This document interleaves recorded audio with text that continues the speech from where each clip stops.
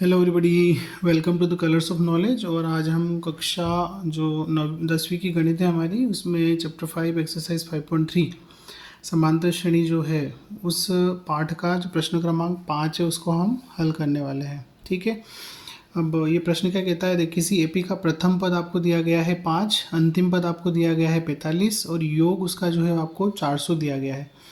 तो इसमें आपको पदों की संख्या और उस समांतर श्रेणी का जो सार्वांतर है वो ज्ञात करना है। ठीक है, तो देखिए जो जो भी वैल्यूज़ दी गई हैं उनको हम सिंबॉलिकली लिख लेते हैं सिंबल के रूप में, कि प्रथम पद ए जो है वो 5 आपको दिया गया है। उसके बाद अंतिम पद आपको दिया गया है, इसे आप ए एल भी लिख सकते हैं और एल भी लिख सकते हैं, जैसा कि हमने पिछले प्रश्न में डिस्कस किया था। पर यहाँ पर हम ए एन लिख लेते हैं जो कि आपको दिया गया है 45।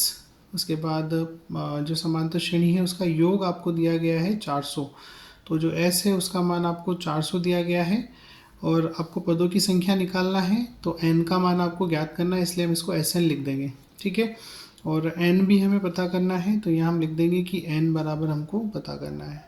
ठीक है, इसके साथ में आपको डी भी निकालना है, तो डी भी हम पता करना, यहाँ पे क्वेश्चन मार्क लगा देंगे कि डी हमको ज्ञात करना है। ठीक है, अब देखिए हम जानते हैं जो सूत्र हम पढ़ते आ रहे हैं, दो ही सूत्र इस पूरे पाठ में, पूरे लेसन में मुख्य है, और वही मैं यहाँ पे लिखता हूँ कि जो एस एन होता है वो होता है n/2 और आपका a प्लस ए एन। ठीक है, प्रथम पद और अंतिम पद जब दिए हों तब ये सूत्र आपको लगाना है। ठीक, तो देखिए एस एन की जो वैल्यू है हमारे पास कितनी है, 400 है। तो 400 बराबर एन हमारे पास नहीं है, उसको ऐसे रखेंगे, ए हमारे पास 5 है और ए एन हमारे पास 45 है।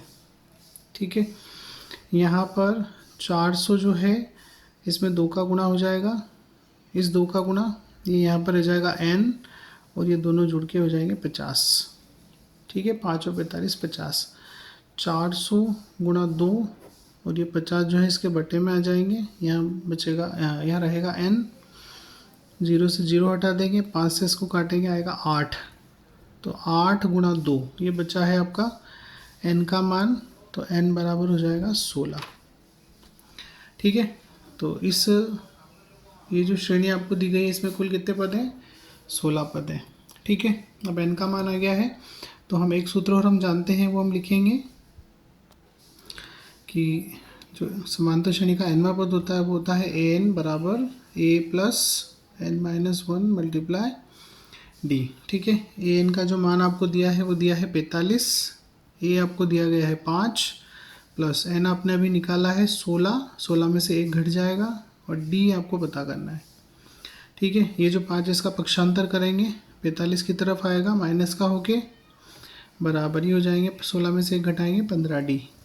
ठीक, 45 में से 5 जब आप घटाएंगे तो आ जाएगा 40 बराबर 15 डी,